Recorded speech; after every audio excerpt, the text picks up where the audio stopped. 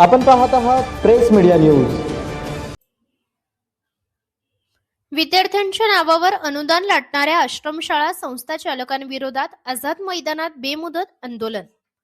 राज्यातील मागास व आदिवासी विद्यार्थ्यांच्या नावावर शासनाकडून येणारे कोट्यवधी रुपयांचे अनुदान बोगस दाखल्यांच्या आधारे लाटले जात असल्याचा गंभीर आरोप सम्यक पत्रकार संघटनेने केला आहे. आश्रमशाळा चालविणाऱ्या संस्था चालकांसह संबंधित विभागातील अधिकारीही या आर्थिक व शैक्षणिक गुन्ह्यात थेट सहभागी असल्याचा घणाघाती आरोप करण्यात आलाय. विशेषतः सोलापूर येथील इतर मागास बहुजन कल्याण विभागाचे सहाय्यक संचालक यांची भूमिका संशयास्पद असून दोषी संस्था चालकांना उघडपणे पाठीशी घालण्याचे काम सुरू असल्याचा आरोप संघटनेने केला आहे. चौकशीची मागणी असलेल्या आश्रमशाळा सम्यक पत्रकार संघटनेने खालील संस्थांची सखोल चौकशी करण्याची मागणी केली आहे.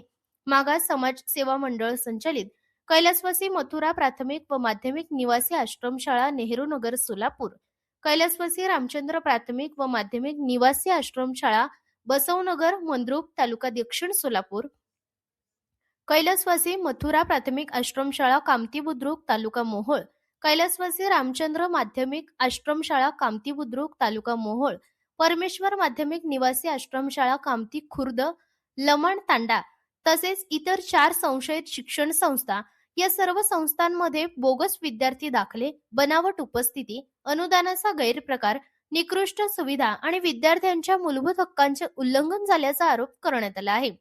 या प्रकरणी यापूर्वी सोलापूर जिल्हाधिकारी कार्यालयासमोर 28 दिवसांचे बेमुदत धरणे आंदोलन करूनही प्रशासनाने कोणतीही ठोस कार्यवाही केली नाही.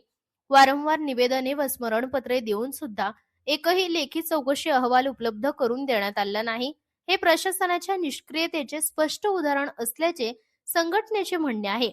या सर्व प्रकाराविरोधात दोषी संस्था चालकांवर फौजदारी कार्यवाही, त्यांना संरक्षण देणाऱ्या अधिकाऱ्यांची कसून चौकशी, प्रचलित कायद्यानुसार निलंबन व गुन्हे दाखल करण्याच्या मागणीसाठी 19 जानेवारी 2026 रोजी मुंबईच्या आझाद मैदानात सम्यक पत्रकार संघटनेच्या वतीने बेमुदत धरणे आंदोलन करण्यात येणार असल्याची अधिकृत घोषणा करण्यात आली आहे. संघटनेचे स्पष्ट शब्दात इशारा दिला आहे की मागास व आदिवासी विद्यार्थ्यांच्या भवितव्याशी खेळणाऱ्यांना माफी नाही. प्रशासन गप्प बसले तर रस्त्यावर उतरून आवाज उठवला जाईल.